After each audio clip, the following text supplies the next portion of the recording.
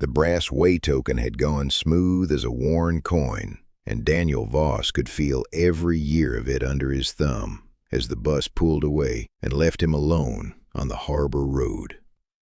Cold metal, the size of a bottle cap, with a number stamped into one face that the camp years had nearly rubbed blind. He'd carried it north, and he'd carried it back. It was the only thing in the world that still agreed he'd once been a man with a job and a name.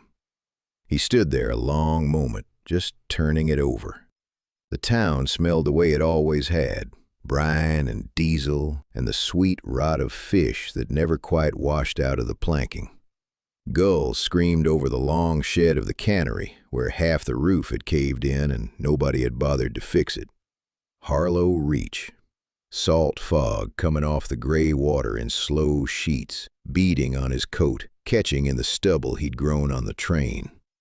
51 years old, released early, with papers in his pocket that said he'd served his sentence for sabotage and was free to go. Free to go where, the papers didn't say. Daniel walked toward the water because his feet still knew the way. Past the boarded chandlery, past the permit office with its faded notices curling under cracked glass. The scales had been his whole life once, the great platform weighbridge at the head of the dock, where every crate of catch that came off every boat crossed under his eye and went into the book in his careful hand. He had loved that work, the way some men love the sea. He had been good at it. That was the trouble. That was, in the end, exactly the trouble. At the harbor office, a fresh staff roster hung behind the window, typed and stamped and official. He read it once, then again, slower, his breath fogging the pain. His name wasn't on it, not as weighmaster, not as anything. He moved to the memorial board beside it, the one that listed every dock worker going back 40 years, and his name wasn't there either, not crossed out, not retired, simply gone. As though no man called Daniel Voss had ever set a foot on this dock or lifted a single short weight onto these scales. His thumb pressed hard against the brass token in his pocket. The fog kept beating on the glass, and somewhere behind it, the town had quietly decided he had never existed at all. If stories about a man written out of his own life pull you in, take a second to subscribe. There's a great deal more of this one still to come. The municipal records office sat 2 streets back from the water, in a building that had once been proud and was now just damp. Daniel climbed the worn stone steps and pushed through a door that stuck on its swollen frame. Inside, the air was all cold radiator and old paper, and a single clerk sat behind a wooden counter under a flickering tube of light.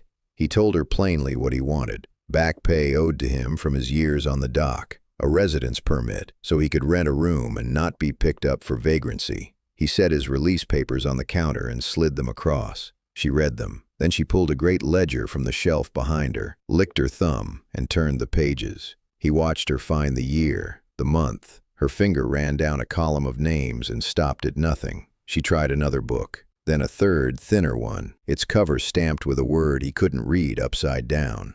"There's no employment file," she said, not unkindly. "No arrest record, no release on file either. According to this," she closed the book slowly, "according to this, you never held a position in this town at all."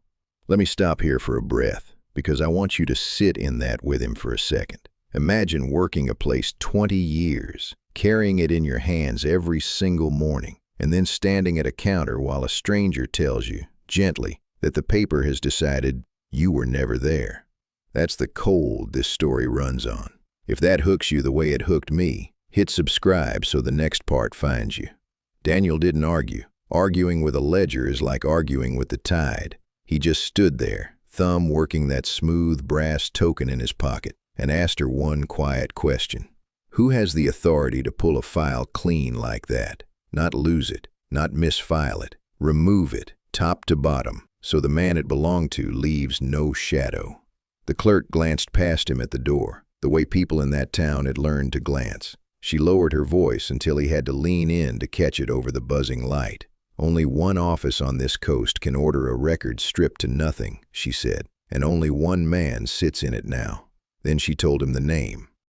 And Daniel Voss, who had stood unmoved through 3 years of things most men don't come back from, went very still, the way the sea goes still in the half-second before it turns.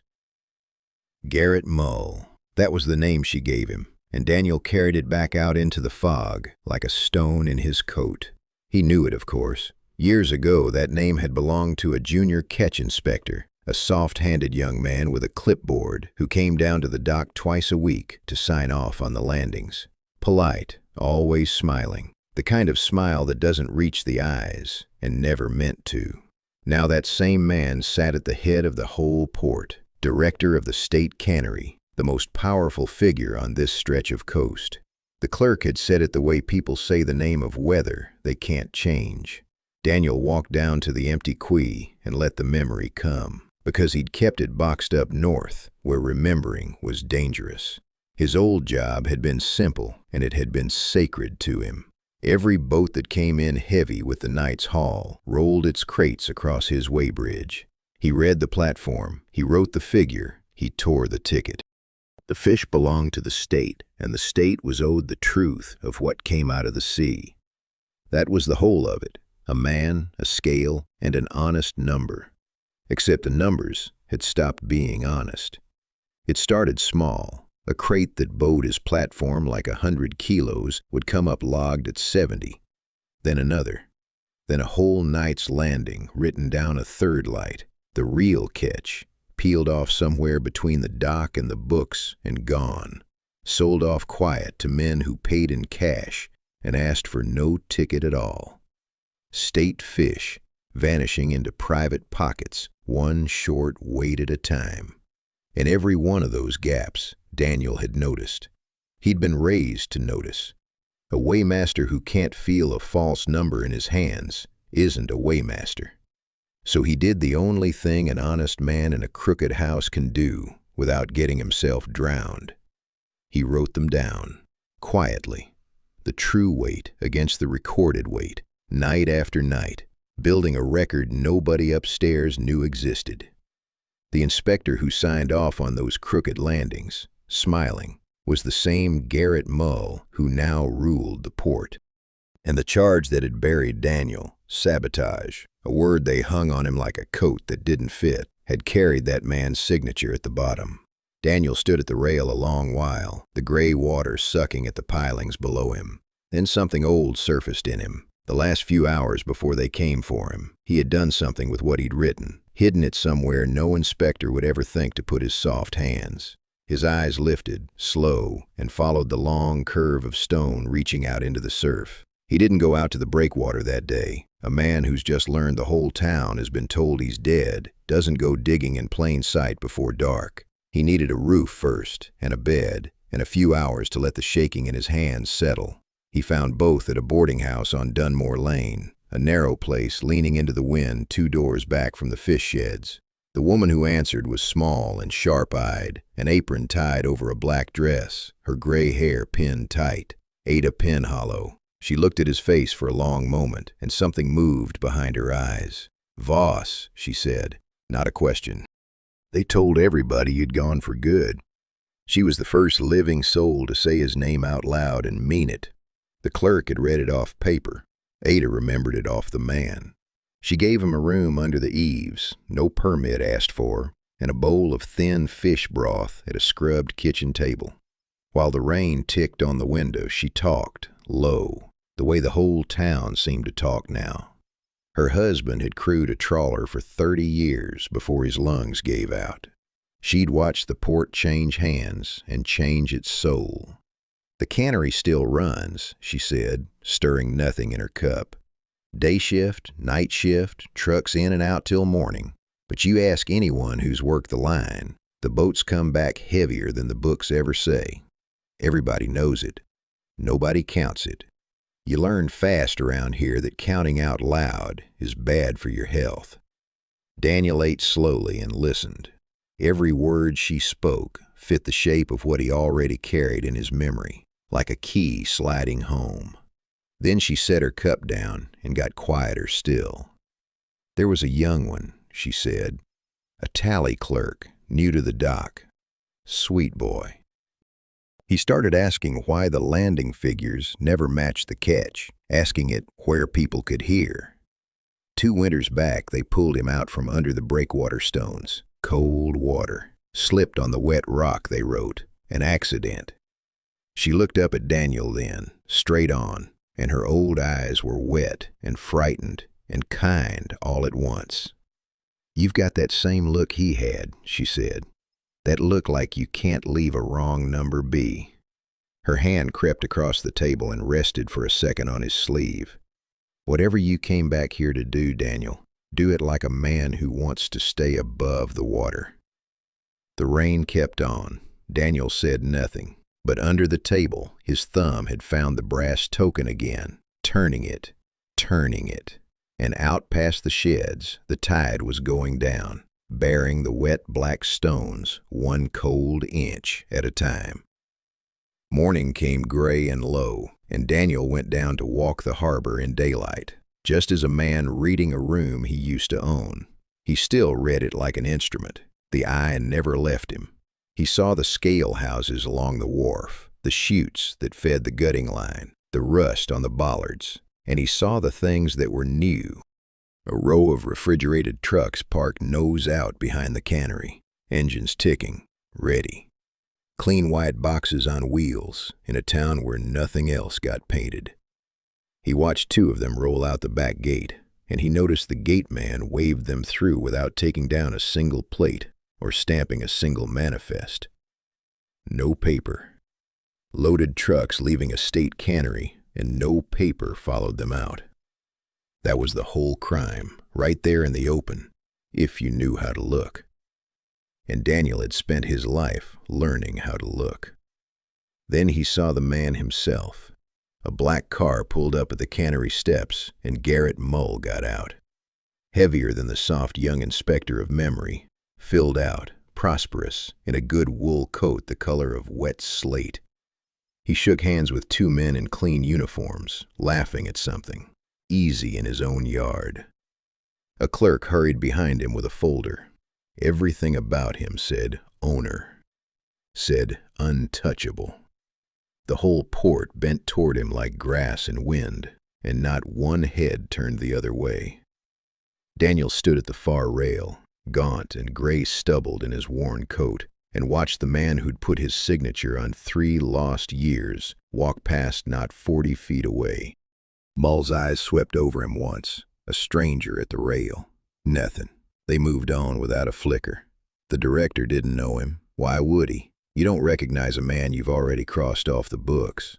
And Daniel understood, standing there, the strange shape of his own position. Having no record didn't make him a ghost, free to drift wherever he liked. It made him nobody. A man with no permit, no file, no name to vouch for him, is a man any uniform on this dock can lift off the street and ask no questions about, because there's no one to ask after him. He felt the cold of that settle into his chest, heavier than the breakwater stones. He had turned to go when a voice cut across the wet planking behind him. "You, at the rail." A harbor guard, young, hand resting on his belt, coming over with that slow, official walk. "Don't know your face. Let's see your papers and your name." And Daniel, who had no papers and a name the town had buried, felt his mouth go dry. Daniel didn't reach for papers he didn't have. He did the one thing the doc had taught him long before any of this. He answered with work. "Looking for a day's labor," he said, easy, tired, a man too worn to be a threat. "Heard the cannery's short-handed. Worked scales most of my life, up the coast. Came down to see if there's a shift going." The guard's hand eased off his belt. A drifter chasing a wage was the most ordinary thing in a port like this. He looked Daniel over once more, the rough hands, the camp-thin face that could pass for any broken man chasing work, and waved him off with a grunt. "Hiring offices round the gut shed. Don't go past the rail again without business." And there it was. Daniel walked away slow, heart going hard, and a cold little idea took root in him that he hadn't planned but couldn't shake. Short-handed at the scales, they needed a weighmaster. The very chair he'd been torn out of was sitting empty. He filed it away and waited for the tide. That night he went out onto the long arm of stone that curled into the surf. No lamp. He knew this walk in the dark the way you know the stairs in your own house. The wind came hard off the water, salt spray stinging his cracked lips, the rocks slick and black under his boots. Somewhere out under these same stones they'd pulled that young tally clerk's body. He kept that thought close. It steadied him instead of scaring him. He counted stones as he went, an old rhyme he'd fixed in his head the night before they came for him. The kind of thing only a man who lives by counting would trust. Third capstone past the iron mooring ring, then down 2 courses, then the flat one with the chip knocked off its seaward corner, that his fingers would know blind. The cold had gone into his knuckles by the time he found it. He knelt in the spray, water soaking through to the bone, and ran his palm along the seam between 2 great blocks. There, a line of mortar that didn't match the rest, coarser, patched by hand, in a hurry, by a man who'd packed it himself with a trowel and the last hour he had. His own hand, 3 years and a lifetime ago. He pressed his fingertips into it, and beneath the crumbling grit they met something that wasn't stone, something flat and hard and faintly giving, the dull, buried resistance of metal that had been waiting in the dark all this time for him to come back for it. He worked the seam open with a marlin spike he'd brought wrapped in a rag.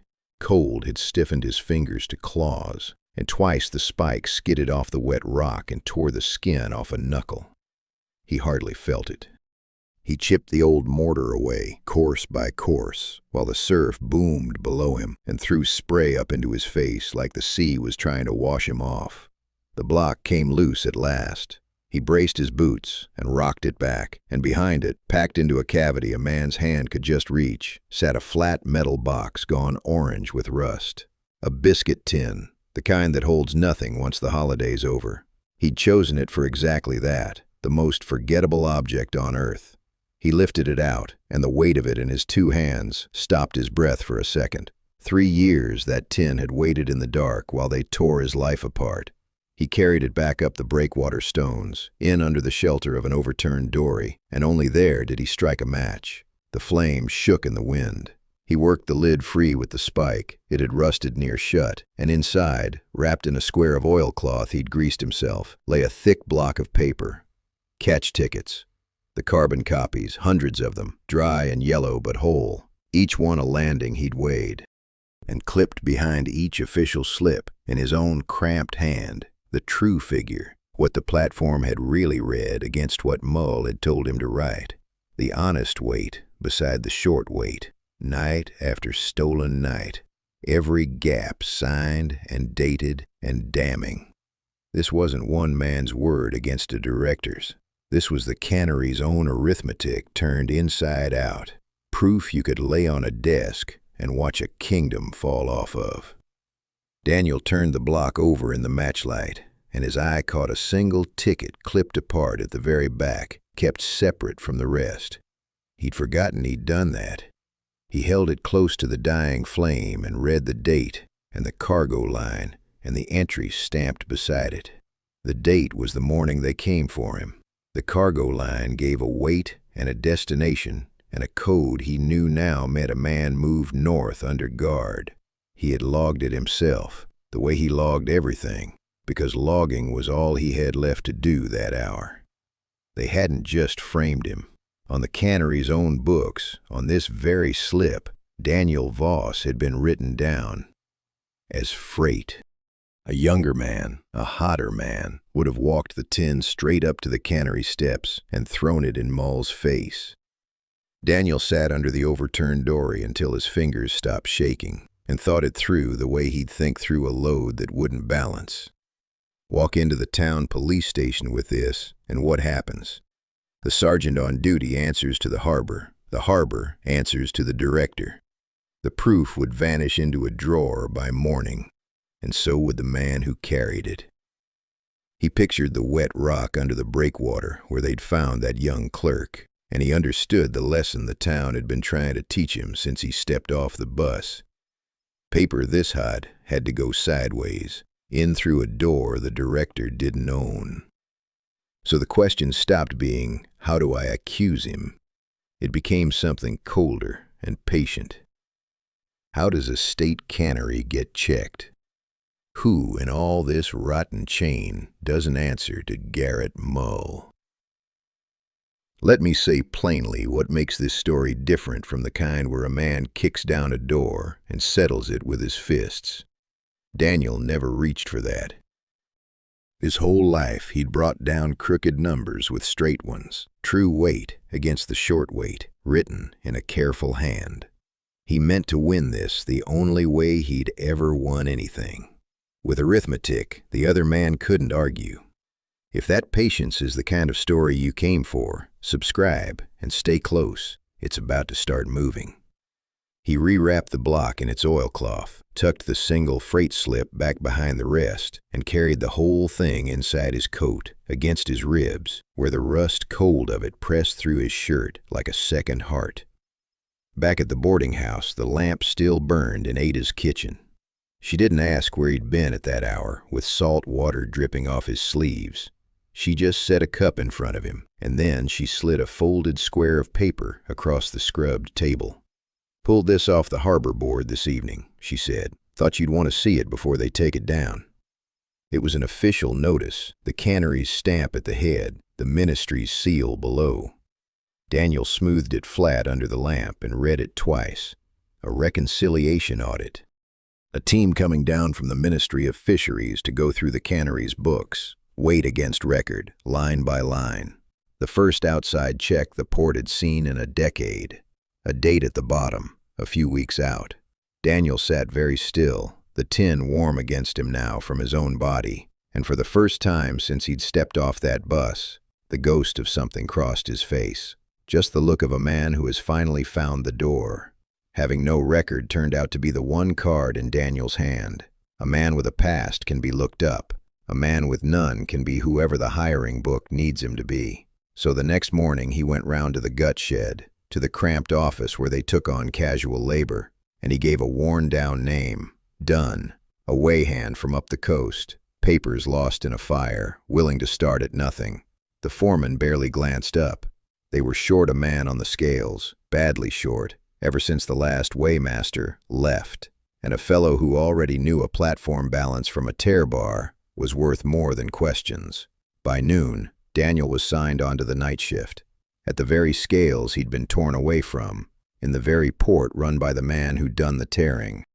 He hid the tin under a loose board beneath Ada's eaves, far from the dock, and walked back down to the harbor with nothing on him but his hands and the brass token in his pocket. The weighbridge had hardly changed. Same platform, worn smooth by 20 years of crates. Same iron balance head, though somebody had let the bearing run dry. He could hear the little grind in it the moment a load rolled on. His body remembered the work before his mind did. The way you set your feet, the way you read the needle on the swing, not at rest, because a clever crate stacker can make a still needle lie. Around him the night line clattered and hissed, gulls fighting over scraps in the floodlights, the reek of fish guts and diesel thick enough to chew. Men he didn't know hauled crates up the ramp, and up on the second floor of the brick building across the yard, one window burned yellow late into the night. The director's office, Mull, awake, working, while the man he'd buried weighed fish 40 yards below him in the dark.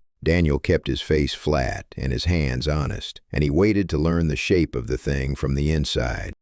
The foreman came by an hour in, a heavy clipboard under his arm, and dropped the official weight book on Daniel's little stand.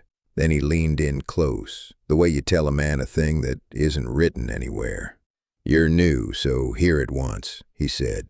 "On this dock, you write down what the landing slip says, not what your needle says. The slip is the truth here. The scale's just for show." He tapped the book. "Get those two confused, friend, and you won't be the first weighmaster to go swimming off the breakwater stones." He walked off whistling, and Daniel stood there, the open book under the lamp, understanding that they had just ordered him, in plain words, to commit the exact crime they'd destroyed his life for refusing. So Daniel did the thing that cost him most. He obeyed. Night after night he stood at the platform and wrote the lie into the book. A crate would bow the boards under 100 kilos of cod, the needle swinging true, and he'd ink in 70, the way the slip told him. His own hand, forging the short wait he'd gone to a labor camp for refusing to forge the first time.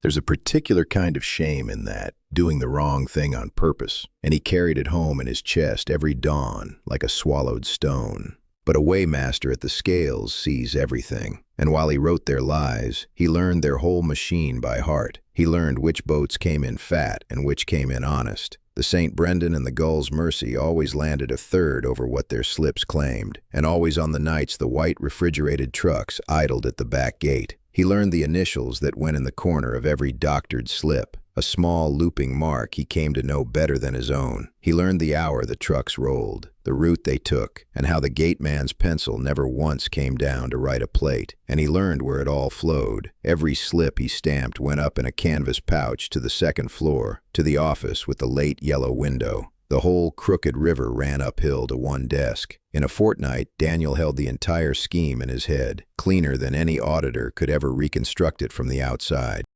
He'd become the perfect hidden witness, planted at the exact joint where the fraud was made, copying it down behind his own eyes. Then one night, sorting the old archive slips the foreman wanted boxed for the coming audit, his hands went still. He held one of the current doctored tickets up to the lamp beside a yellowed one from years back, one of his own, from the run of copies sleeping under Ada's eaves. Same printed form, same column ruling, and there, pressed into the corner of both, the same inspection stamp. The very die Mull had used as a young inspector was still being pressed into the paper today by the same crooked hand grown powerful. Daniel set the two slips down side by side under the light and felt the floor of the thing drop open beneath him. These weren't two separate crimes, an old one and a new one. The short waits he'd logged before his arrest and the ones rolling out the gate tonight were one unbroken chain, the same stamp, the same scheme, the same man, running without a single break across every year they'd stolen from him.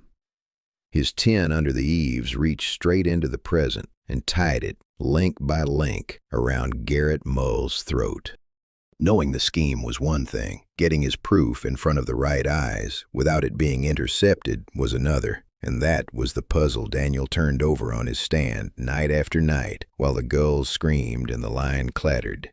He couldn't just hand the auditors his 10, strangers from the ministry, walking the dock for a week. Mull would have a man on every one of them, watching what they were handed and by whom. A weighhand who came forward with a box of old slips would be a name in the wet rocks before the team finished its coffee. But he watched how the audit was meant to run, and there was the gap. Word came down through the foreman. The ministry men wouldn't trust the cannery's day-to-day records on their own. Their method was to pull the archive slips, the old box tickets, going back years, and check them against the ministry's own master copies kept in the Capitol. Spot checks. They'd reach into a box, draw a slip, and see if its twin in the official files agreed. And that was the door. Daniel didn't have to be the man who accused anyone. He only had to make sure that when those gloved hands reached into the cannery's archive, his true weight slips were already lying in there, waiting to be discovered as part of the record. Found. The proof would surface on its own, with nobody's fingerprints on the handing over. Slip the old, honest tickets into the cannery's own boxes, one at a time. Let the ministry's audit do the rest. He let me tell you, sitting here, that this is the quiet heart of the whole thing. The man never threw a punch and never made a speech. He found the one place where straight numbers and crooked numbers would have to lie down side by side, and he set it up so the system would have to look at both. If you've stayed with Daniel this far, do him the small kindness of a like. It keeps stories like his finding the people who need them. But there was a lock on that door. The archive room sat behind a steel grill off the records corridor, and the only key hung on the belt of the chief tally clerk, the new one. The young woman who'd taken the post after the last clerk went into the cold water under the breakwater stones. Raina, the line called her, quiet, careful, quick with the ledgers. And lately, she'd taken to watching Daniel at his scales a beat too long, when he sorted the old boxes, when he lingered over a slip he should have just stamped and dropped. Twice now he'd looked up to find her gray eyes already on him, steady, reading him the way he read a swinging needle. She knew something. He just couldn't yet tell whether she was about to be his only way in, or the one who'd hand him to Mo. She came to him at the end of his shift, when the line had gone quiet and the floodlights threw long shadows across the wet yard. Daniel was hanging up the platform tarp when he felt her there, the chief clerk, standing in the gap between two stacked crates with the archive key on a cord at her hip. For a moment, neither of them spoke. The harbor water slapped the pilings. Then Raina said, low and even, "You're not done. You're the waymaster they wrote out of the books, the one before all this." Daniel's hand stayed on the tarp. He didn't deny it. There was no point. She'd already done the arithmetic, and he could see in her face that the answer had cost her something. "My brother kept your picture," she went on. Her voice was steady, but her knuckles were white on the crate edge. "The tally clerk, the one they pulled out from under the breakwater stones 2 winters back and called it a slip on the wet rock." She swallowed. "He wrote to me that there'd been a man here once who wouldn't fake a single short wait, that if anyone ever came back asking, I should trust him." So that was it. She hadn't come to this rotting port for the wage. She'd come to learn how her brother died, and she'd been waiting, careful and patient, for the one person who might know. Daniel looked at her a long moment. A young woman, alone, in the same chair that got her brother killed, holding the only key he needed. He could have used her. Instead, he told her the truth, plainly, because she'd earned that much. About the 10 under Ada's eaves. About the slips that tied today's stolen fish to the years they'd taken from him. About the door he'd found in the coming audit and the lock she carried on her hip. She listened without a flinch. When he finished, she didn't bargain. She just said, "Then I'm in." He doesn't get to have drowned for nothing. It was the first time since the bus dropped him that Daniel wasn't standing alone against the whole town. But then her face changed, tightened, and she stepped closer and dropped her voice further still. "You need to know how fast this is moving," she said. Mull started cleaning house before the ministry men arrive. 2 of the captains, the St. Brendan's master and the one off the Gull's Mercy, both got transferred out this week, reassigned to the northern stations, gone overnight. The 2 men who knew exactly what the short weights were. She glanced over her shoulder at the yellow window across the yard.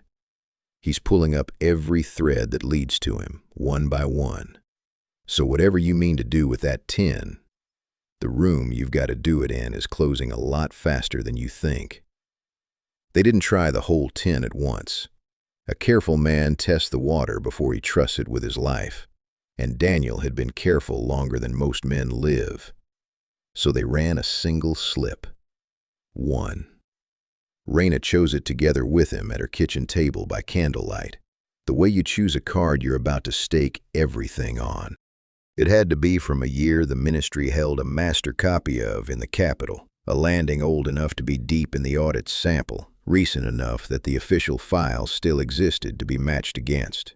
Daniel went down through his block of catch tickets and drew the one for a haul off the St. Brendan, 3 winters back, the slip that said 70, and clipped behind it, in his own cramped hand, the platform's true reading of 110. 40 kilos of state cod that had walked off the dock into somebody's cache. Late the next night, Raina unlocked the steel grill and slid that single honest ticket into its proper box in the archive, filed exactly where it should have lived all along. Then she locked the grill, and they waited. Now, I want you to feel how small this gesture was, and how enormous. One yellowed scrap of paper, slipped into a box among thousands, in a cold room behind a grill. Just a true number, set quietly where a crooked one had been hiding for years, waiting for an outsider's gloved hand to find it. That is the whole machine of this story, turning over for the first time. Stay with me, because once it catches, it doesn't stop. The ministry team arrived 2 days later, 4 of them in gray ministry coats with leather satchels and a manner that made the dockmen go quiet as they passed. They set up in a side office, sent for boxes, and began drawing slips and checking them against the master files they'd carried down from the Capitol. Daniel weighed fish and said nothing, his hands steady on the platform while his pulse counted off the hours. Raina brought the auditors their boxes and kept her face the face of a tired clerk. On the 3rd day, it caught. One of the gray coats looked up from his ledger, frowning, and called another over. They bent together over a single yellowed slip and the master copy beside it, comparing the figures, then comparing them again.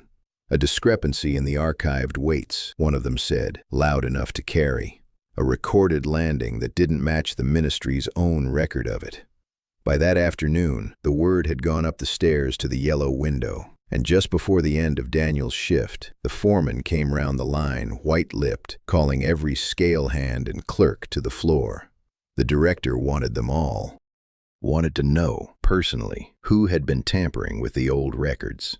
They gathered them on the cannery floor under the cold work lights, scale hands and clerks, 24 tired people in oilskins, smelling of fish and bleach.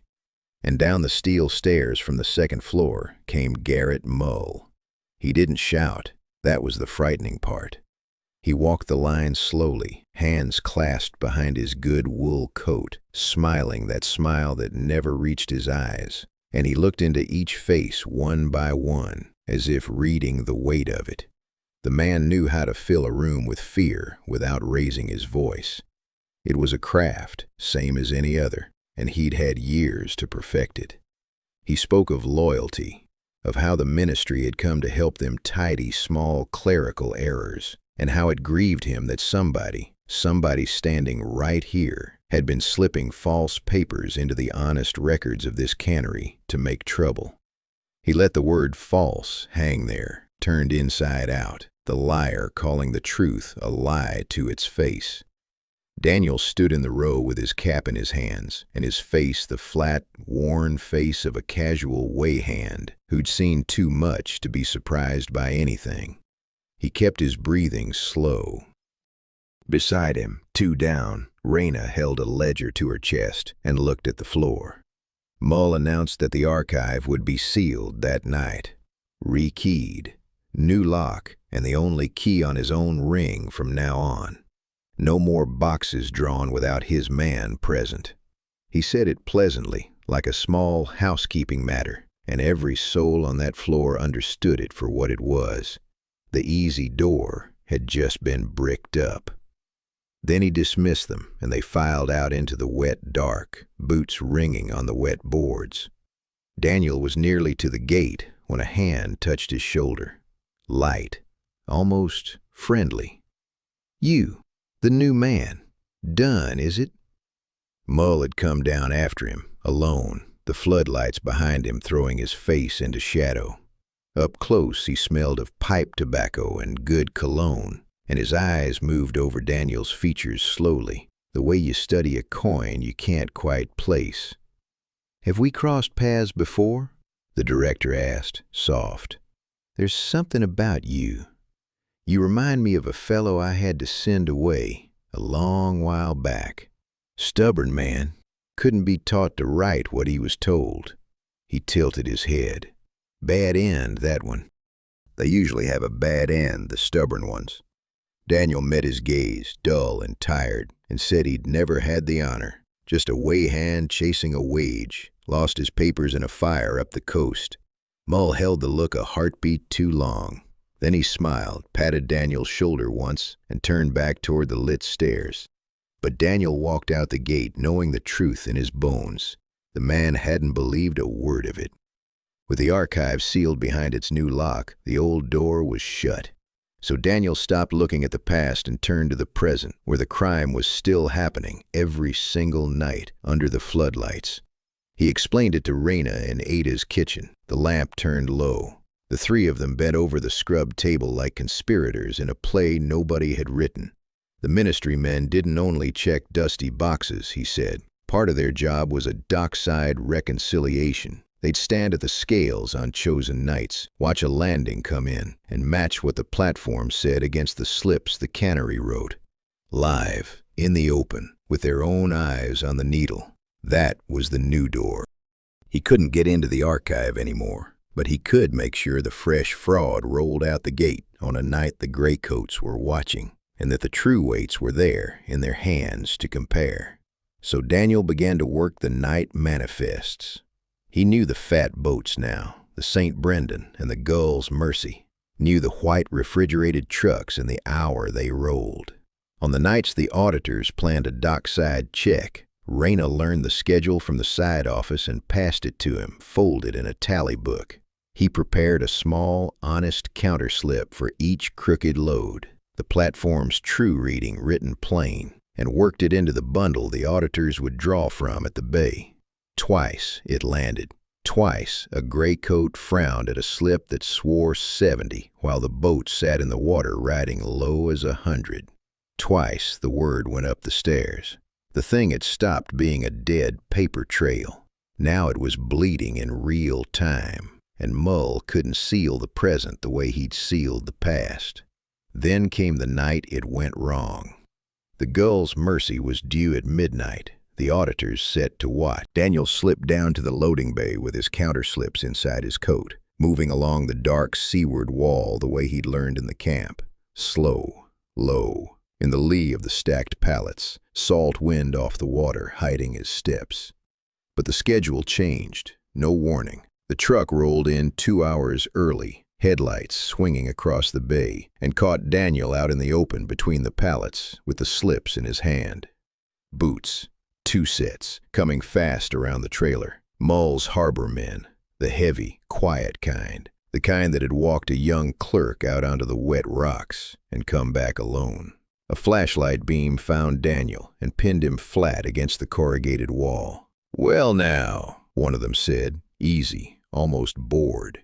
"And what's a way hand doing down here? Hours off his shift, with paper in his pocket." Daniel didn't run. A man who runs has already confessed. He'd learned that lesson the hard way years ago, and now he reached for the only weapon he'd ever truly trusted, the language of the work itself. He squinted into the flashlight beam, annoyed, the way an overworked way hand would be at 2 amateurs getting in his way. "You want to wave that thing somewhere useful?" he said, flat and tired. "Tear check on the early load. Slip says the Mercy's trailer runs 400 kilos empty, and I've weighed her at 460 twice this month. Somebody's signing off a 60-kilo tear error every run, and when the ministry men catch it on the dockside count, it won't be the director who answers. It'll be whoever was on the gate." He let that land. "So unless you want your initials on a short manifest, let me finish the count and get to my bed." It was all true, every word of it, in the way that only a real weighmaster could string together. Tear bars and trailer weights and seal numbers, the dull music of honest work. The 2 heavies looked at each other. They knew muscle. They didn't know scales. And the one thing they understood was that getting in the way of a ministry count, in a week like this one, was a fast road to their own names in a report. The flashlight dropped. "Make it quick," the bigger one muttered, and they backed off toward the truck. Daniel made it quick. He counted the load, wrote a clean, honest slip in plain sight, and walked out the gate at an even pace, while his heart slammed against his bruised ribs.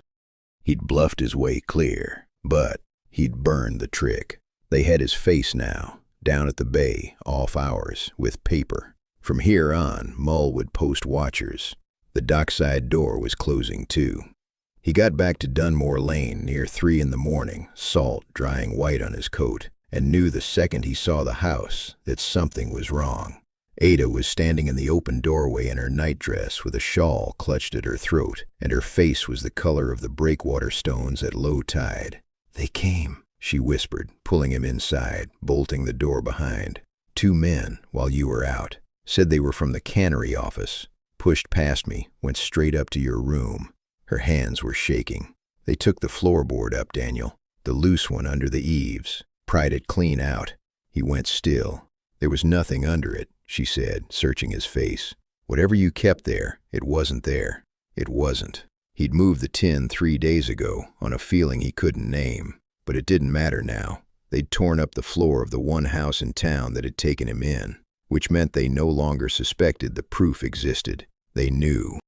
And they knew he was the man holding it. The summons came the next afternoon, and it didn't come through a thug. It came on cannery letterhead, slid under Daniel's stand by the foreman, a single typed line requesting that the way-hand done present himself at the director's office at the end of the day. Polite, official, stamped. Mull had decided to stop pretending. So Daniel climbed the marble stairs to the second floor for the first time, past the portrait of some gray minister, past the empty desk where the sealed archive man should have sat, to the heavy door with the warm light leaking under it. He knocked. A voice told him to come in. The office was a different country from the rest of the rotting town. A thick rug, a glass cabinet of good liquor, a coal fire breathing in the grate, the smell of pipe smoke and money. And behind a wide desk, Garrett Mull, no longer smiling, watching the door like a man watching weather come in off the sea. "Sit down, Daniel," he said. The real name, finally, laid on the desk between them like a card turned face up. The framed inspector and the man he'd shipped north, in one room at last, with a coal fire ticking and nobody else to see. Daniel sat. He didn't reach for words. He'd learned long ago that the man who talks first in a room like this is the one who's afraid. Mull turned a fountain pen over in his fingers. He spoke of how tired he was of games, how a sensible man, at a certain point, counts what's in front of him and stops fighting the tide. Then he opened a drawer and laid things on the green leather, one at a time, like a dealer. A residence permit, already typed, already stamped. A folder. Daniel's full employment record, restored, 20 years of honest service written back into existence. A bank order for every coin of the back pay he was owed. A deed to a house on the good side of the chestnut trees. Everything the town had erased, all of it, handed back across the desk. "You were owed this," Mull said, soft.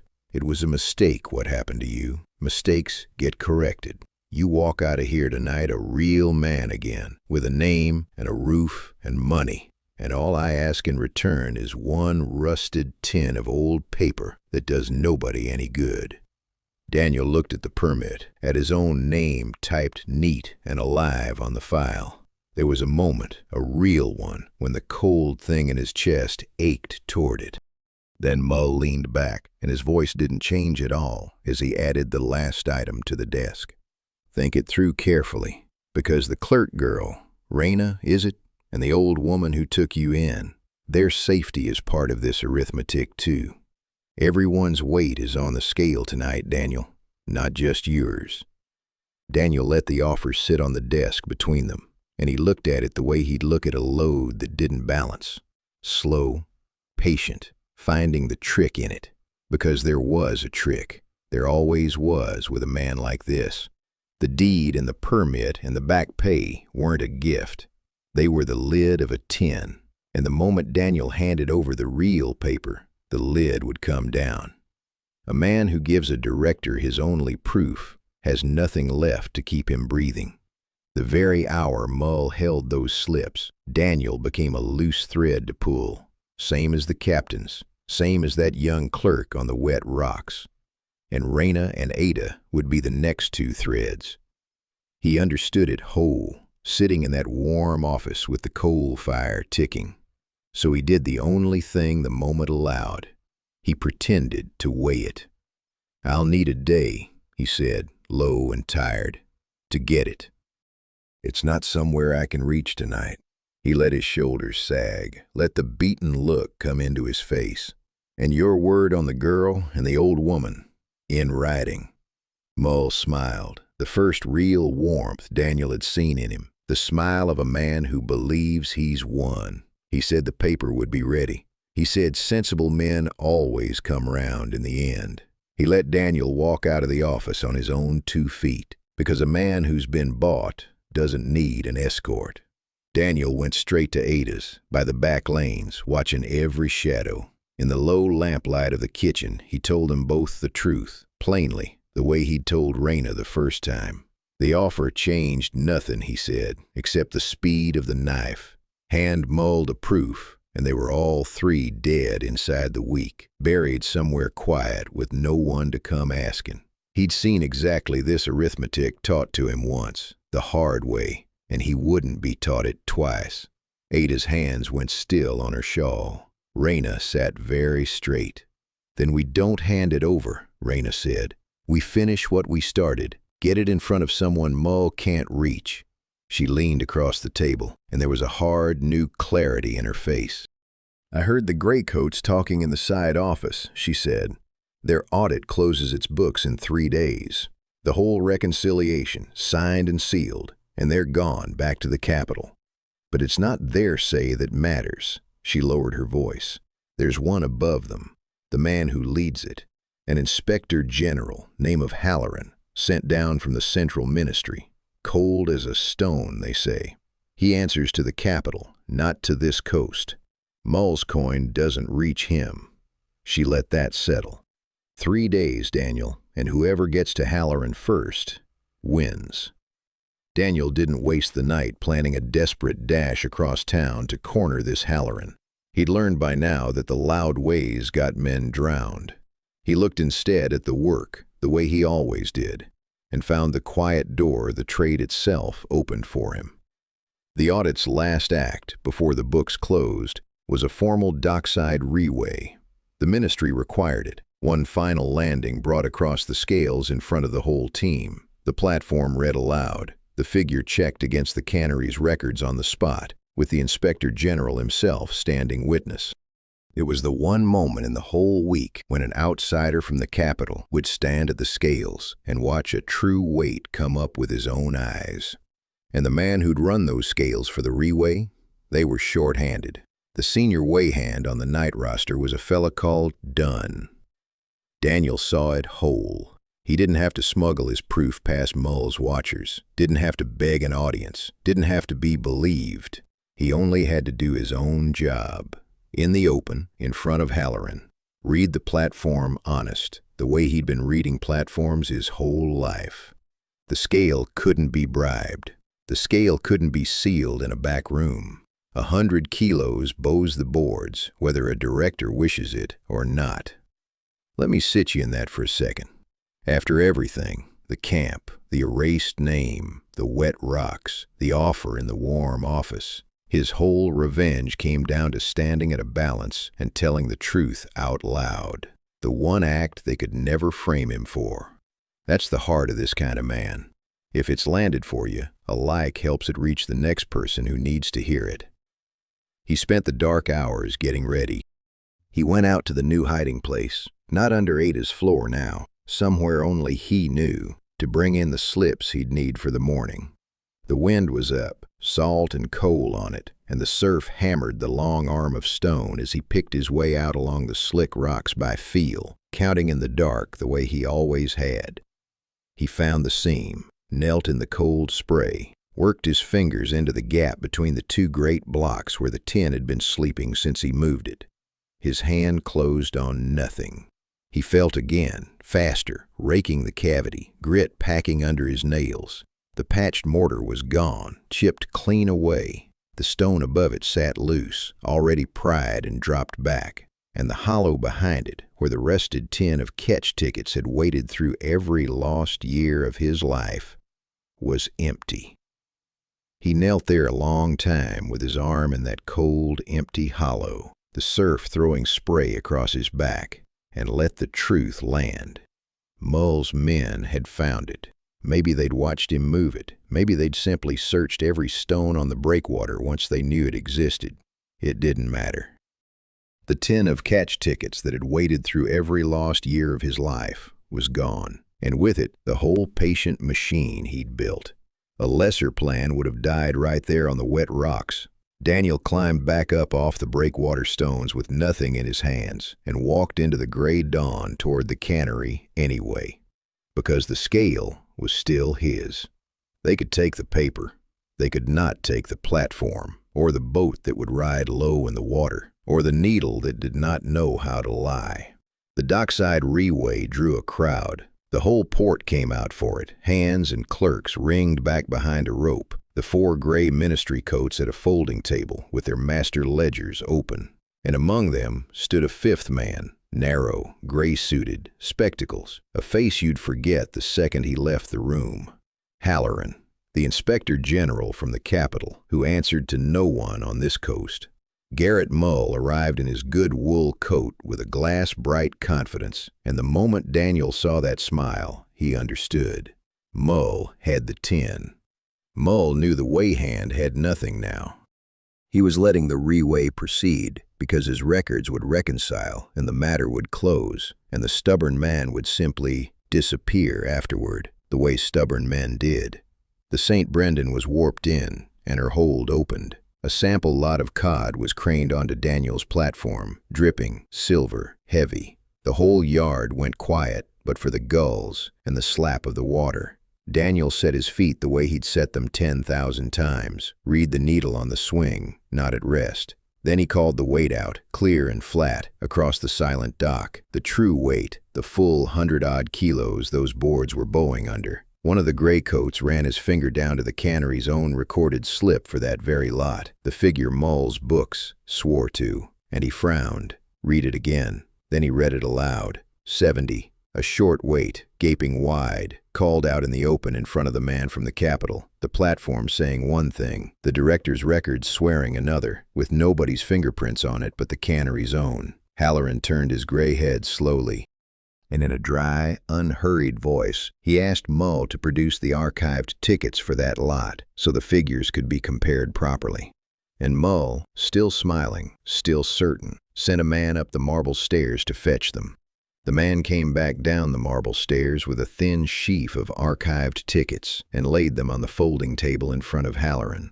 Mull stood easy beside them, arms loose, because these were his records, his archive, the box he himself had sealed. Whatever was in there, he believed, would damn the stubborn weigh hand and clear the director. He'd handed the Inspector General his own defense, and he was sure of it. Here is the thing Mull didn't know. Weeks before, on the very last night the archive lay open, before the new lock, before the floor of Ada's room was torn up, Daniel had sat with Raina in that cold steel room and done the patient thing. Knowing the tin might one day be lost or found, he hadn't trusted it alone. He had copied a run of the true weight tickets in his own hand and slipped the copies, slip by slip, into the very box the auditors were most likely to draw on. Into the cannery's defense file. Into the paper Mull would one day reach for to prove himself clean. So the proof was never only in the tin. Some of it had been living, quietly, inside Garrett Mull's own archive the whole time, waiting in the dark exactly the way the breakwater stones had taught Daniel things wait. Halloran put on a pair of thin spectacles and read. The dock went silent enough to hear the water. He laid the archive tickets out in a row on the green table, and beside each official slip swearing 70, he found its twin, the true platform weight. 110, 104, 98, written plain and dated and clipped together. Short weight against full weight, night after stolen night. The whole crooked river of it lying in Mull's own box, in the cannery's own hand. The fraud had finally turned and fed on the man who built it. Mull's smile didn't fall all at once. It went in stages, like ice giving under a foot. He started forward, saying something about clerical error, about a disgruntled employee, about how those slips were forgeries, planted by the very weigh hand standing at the scales. But his voice had gone thin, and the 4 graycoats had stopped looking at Daniel and started looking at him. Halloran did not raise his head from the tickets right away. He squared them, slowly, the edges neat, the way a careful man tidies something before he picks it up to carry it somewhere it can't be taken back from. Then he lifted his gray eyes to the director, over the rims of his spectacles, and asked one quiet question. He asked whose inspection stamp this was, the mark pressed into the corner of every one of these slips, old and new alike. The die that belonged, he understood, to a single man on this entire coast. And the whole crowded dock went still as stone, waiting for Garrett Mull to answer. Mull never answered the question. There was no answer that helped him, and the silence on the dock said it for him. What came next wasn't a brawl. There were no fists, no shouting, no men dragged across a floor. It was quieter than that, and somehow colder. Halloran simply gathered the slips, slid them into a leather folder, and gave a small nod to one of the graycoats, who walked off to make a telephone call from the cannery office.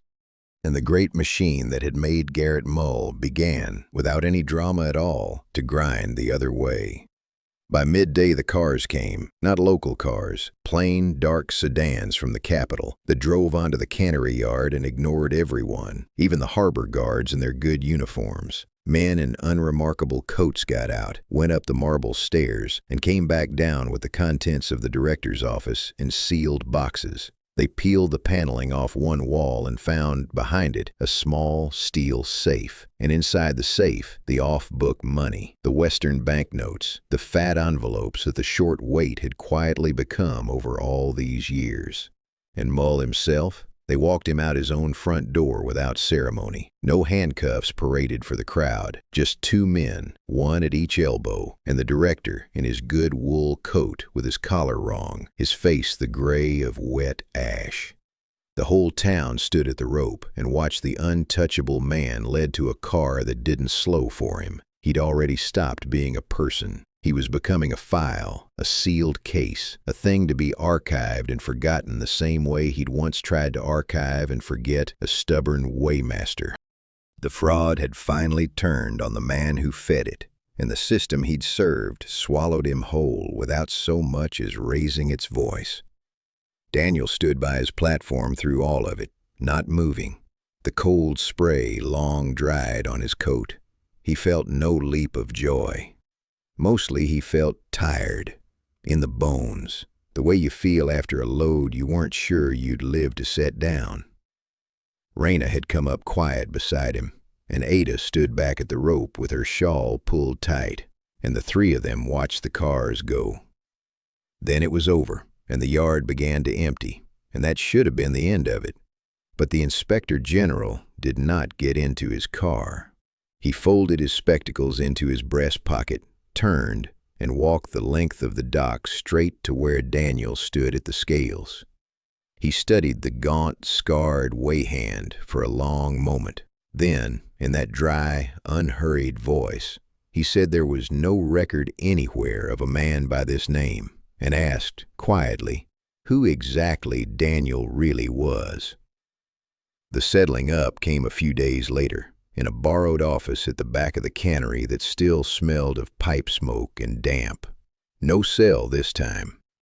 Just a plain desk, a green blotter, and Halloran across it with a single folder. He'd had Daniel's story by then, the camp, the wiped record, the frame stamped with a young inspector's signature. He laid it out flat, dry, the way you'd lay out a tally. Then he opened the folder and turned one sheet around. An order, already typed, already stamped. It said the irregularities at the cannery had been found and corrected. It said the weighmaster's record, 20 years of honest service, the arrest, the lost time, was restored, made real again, with the back pay owed.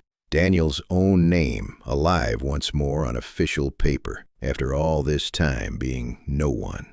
The state can be grateful, Halloran said, to a man who helps it find the rot in its own house. He set a pen on the blotter, and the state asks for one thing in return. Forget the figures, the accounts, the banknotes behind that wall, the names. You never held a tin of catch tickets. The whole matter closes here as a clerical correction and nothing more.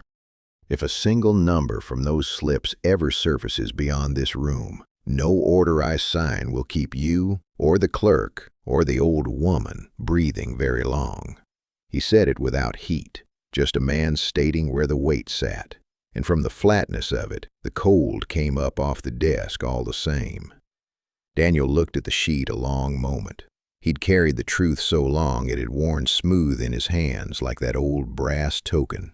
and now they were asking him to set it down and pretend it had no weight at all. It was a poor sort of justice, but he'd learned out here that a poor justice you can live inside is sometimes the only kind a man like him is offered. He took the pen. He signed. The ink dried even and steady on the line, no tremble in it. Then, before Halloran could close the folder, Daniel spoke, the first thing he'd asked for himself in all of it, and it wasn't for himself. There'd been a young tally clerk, he said, pulled out from under the breakwater stones 2 winters back, called an accident. He had a sister, working those same scales now. Daniel didn't want money, or a house, or his good name shouted from any wall. He wanted that drowning reopened. He wanted the truth of how the boy died set down in some record where his sister could finally find it. Halloran studied him for a long, unreadable moment. Then he gave the smallest nod and made a note, and what he said next made the back of Daniel's neck go cold. What Halloran said was this: "A man who carries this much in his head is safest in a place where no one thinks to look for him. Stay in Harlow Reach, and someone with a long memory and a longer reach would one day decide Daniel knew too much." The Inspector General didn't dress it up. He gave him the truth, plain as a tear weight, and let him decide what to do with it. So Daniel understood he couldn't keep the home he'd come all this way to reclaim. The cold of that sat in him a while. But he'd lost enough by now to know the difference between a life and a roof. The drowning was reopened. Weeks on, the harbor ran honest under new oversight. The white refrigerated trucks gone, the gateman writing every plate, the scales reading true at last. And the boy's death finally went down in a record where Raina could find it, with his name spelled right, and the word accident struck through. There was no reunion at the end of it. No old life handed back whole. No family waiting on a platform. Daniel took a place weighing catch at a smaller harbor up the coast, a clean one where the boats came in honest and the air smelled of salt instead of rot. Before he left, he found Raina at the scales and pressed the worn brass token into her palm, the same flat coin he'd carried north and back, the one thing that had insisted he was real when the book said otherwise. He didn't make a speech of it. He just closed her fingers over the cold metal and told her it belonged now to whoever kept the numbers straight. Ada saw him off at her door with a nod and a loaf wrapped in cloth, the way you send off someone you expect to think about. A man can lose his home, his name, every year that was taken, and still keep the one thing nobody can sign away. He never wrote the lie they wanted, and he never became the thing that broke him. Up the coast that first gray morning, Daniel set the season's first catch on a strange new platform and watched the needle climb, shiver, and settle dead level. He stood a moment, just looking at it. After all those years, the only honest verdict the coast had ever given him was an arrow resting still and even on a worn brass face. If this one stayed with you, leave a word below for the men and women who hold a job in their hands and refuse to let it lie. And follow along, because there are more of these quiet reckonings still to tell.